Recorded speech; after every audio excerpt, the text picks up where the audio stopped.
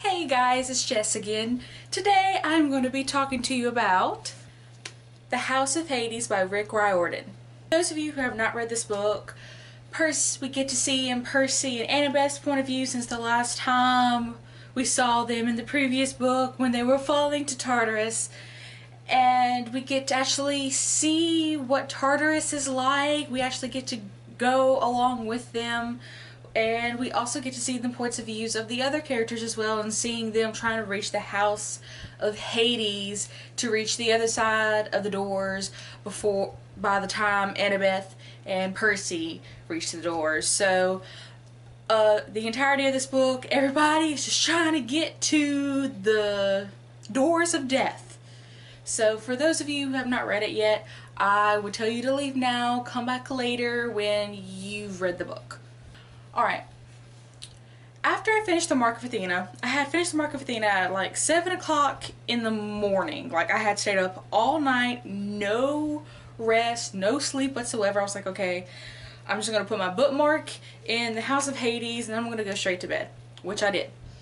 But while I was flipping through to the first chapter, you know, in Hazel right here, I couldn't help but notice the, you know, to my wonderful readers, and I was like, oh cool, he did a dedication to us readers.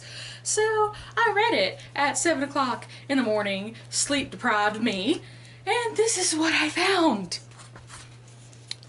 Hopefully the camera can pick it up. It says, to my wonderful readers, sorry about that last cliffhanger. Well, no, not really. Ha, ha, ha, ha. So, of course, you can imagine sleep-deprived me reading that little message after the Mark of Athena at 7 o'clock in the morning. I was ready to kill him. Rick Riordan, one of those people, you love him to death, but you really, extremely just want to kill him sometimes. After I read that little tidbit of sorry for the last cliffhanger, ha ha ha ha, I decide that I'm going to go ahead, go to bed, wake up somewhere around noon, and then I'm going to pick up the House of Hades, and that's exactly what I did. So I pick up the House of Hades, and the first thing that really caught my attention was the Tartarus fall. All of this stuff is going on in the real world. I say real world very loosely there, but Percy and Annabeth are still falling to Tartarus. They haven't made it to Tartarus yet. 9 days. It takes them 9 days to fall through the pit into Tartarus. And I'm just sitting there imagining like what that would be like for falling to your death for 9 straight days into a pit of hell. I can tell you now, if it had been me, I probably would have had 15, 16, 17 heart attacks on the way down to Tartarus alone. 9 days. That's a long time to fall, guys. Just imagine jumping off a building and that sensation of like your stomach dropping and your heart stopping, and it continues for 9 straight days. So that's a long time to fall. But I'm also sitting there thinking, okay, while you're falling, it takes you 9 days to fall. So that's 9 days without any water, without any food, because what are you going to do? You're going to pull out a snack bar while you're, I guess if you're lucky enough to have had a snack bar in your pocket, sure. But then you also, do you sleep while you fall to Tartarus? Because I'm pretty sure you can, a human can only survive a certain amount of days without sleep before killing over. Same with water, same with food. So I'm sitting there thinking like 9 days, no food, no water. They're going straight down to Hades, to Tartarus. And I'm sitting there thinking like, did either of them like take a nap on the way down? Like, you know, would that even be possible while you're falling to your death? I'm not entirely sure how that would work. When we finally get to Tartarus, there's toxic air. The water that they landed in was like made up of like, you know, depressed, agonizing spirits who were like whispering these things in your ear. They're just completely hopeless. Like, to top off that toxic air and the depressing water spirits thing, we also have the ground is made, it's like black, and we're thinking, oh, black pavement. No, it's black broken glass that you have to walk on. So yeah, that's not. What were the ladies called? The ladies came and they were like these curses. Like, those, to me, out of all the creatures that we met, that was probably the scariest creature that we have come across so far. So pretty much everyone you have ever fought or killed in battle, they can like curse you with their dying breath. We get to these ladies and Annabeth's like, what do you want? Curse ladies, they're like, to curse you, of course, to destroy you 1,000 times in the name of Mother Night. Percy, of course, makes this little comment of, only 1,000 times? Oh good, I thought we were in trouble.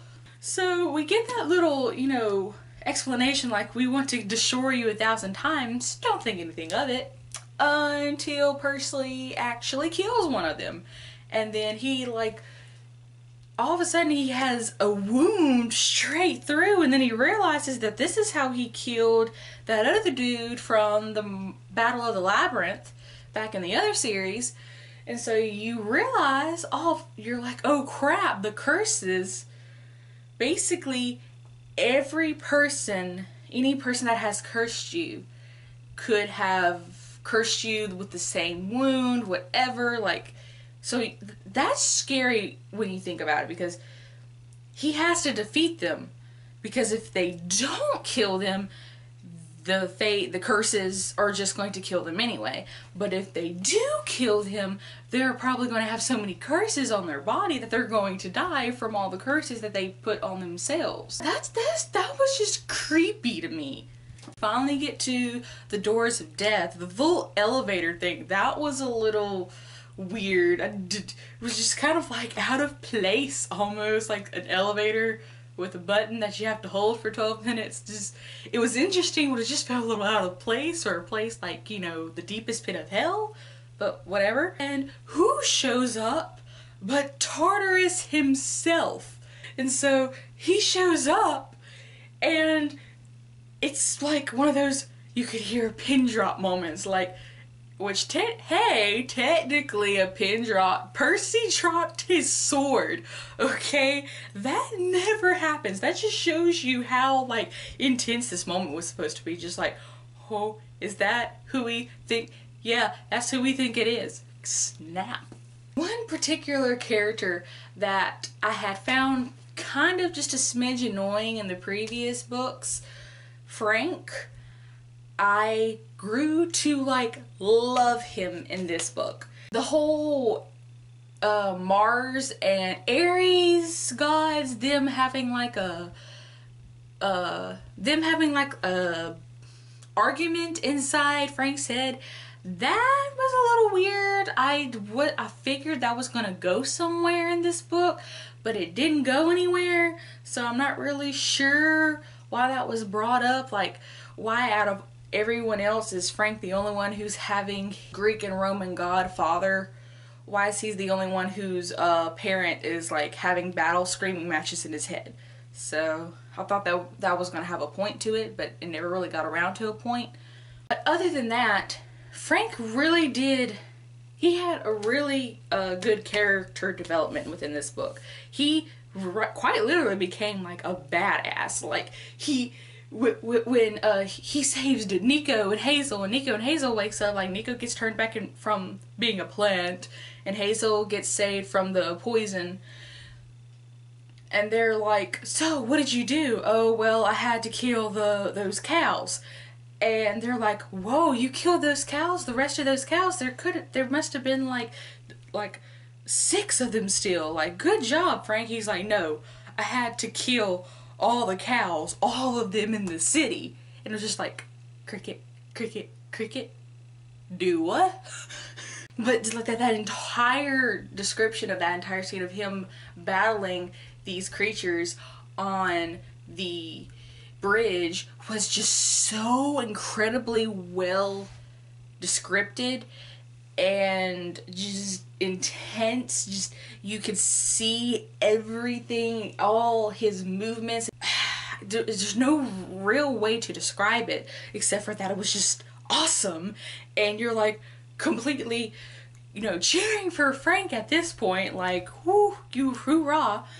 Then we finally get to the little House of Hades part, and the Roman ghosts that Nico has raised aren't listening to Jason, so he gives the Praetor title to Frank, and Frank, like, from the beginning of that scene, as soon as he realized that, he's like, okay, Hazel and Leo need to go ahead, and I have to make a decision right now. They need to go ahead, and I need to stay behind to help them.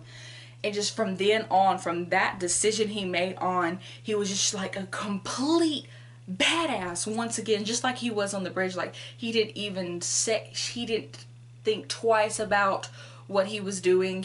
It was just like instinct for him. Like, he knew where he had to be at what time and what he needed to do to protect his friends and what strategy would be best for everyone to survive this whole attack against all these monsters in this House of Hades. I loved Frank in this book. Loved Frank in this book. When we went to see Cupid, I was not expecting Nico's secret to be what it was. There just didn't seem like there was any kind of build-up for, like, from any of the books that Nico had any kind of feelings like that toward Percy. So I was a little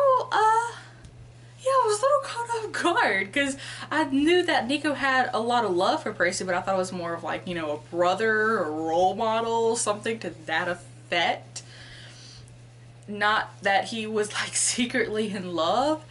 And then when I did find that out, and I'm like replaying all the other things that he and Percy went through, and then the whole Annabeth situation, I kind of felt like really bad for the kid. Just, not what I was expecting. I do like how Jason handled it, though. I love how, like, that from then on out, Jason kind of would go to bat for Nico. So we finally had someone, like, on Nico's side on the ship, and that was very reassuring to see. The Leo and Calypso scene. I was so surprised that I loved the scene as much as I did, because the last time we had a Calypso scene with the Percy and Calypso scene from the Percy Jackson and the Olympian series, I hated that scene so much, to the point, quite literally, I'll be honest, I didn't even really quite read that scene. I more like skimmed it. I would read the dialogue, but I kind of skimmed Percy, like, trying to make a decision. I was like, he's obviously going to leave this island. He just needs to hurry up and do it. When he landed on Calypso's island, wasn't sure how I felt about that, because at the time I was amused by the banter between Leo and Calypso, but at the same time I was also a little irritated that we were back on this island that I couldn't stand the first time we were here. And I was extremely worried that Leo was not going to get back into the action by the end of this book, but I'm so glad we did. I loved how he, like, crashed in, though. Leo has just fallen from the sky, and apparently he destroyed Calypso's dining table. What are you doing? You blew up my dining table! Leo disliked her instantly. Oh, I'm sorry. I just fell out of the sky. I constructed a helicopter in mid-air, bursted into flames halfway down, crash landed, and barely survived. But by all means, let's talk about your dining table. So from right off the bat, we have like this little cute little banter between Calypso and Leo. Kept getting cuter and cuter. When she started wearing jeans and a t-shirt, and she made him that flame-proof clothing, that was sweet. That moment where they're talking on the beach, having a picnic, and she's like, so how long will you be? And he's like, probably another week, just have to build my boat. And we have that whole, the raft finally comes, and she's like, the raft has come, you need to go now. And he's like, wait a minute, I thought the raft only came when you fell for a guy. And it was just, that was so cute, so sad, and I am so relieved that Annabeth and Percy both came back from their journey. From the last book, I was extremely worried. From the last book, I was extremely worried that one of them was going to have to stay behind, so I'm glad both of them came back. That is my review on the House of Hades. I hope y'all enjoyed. Bye!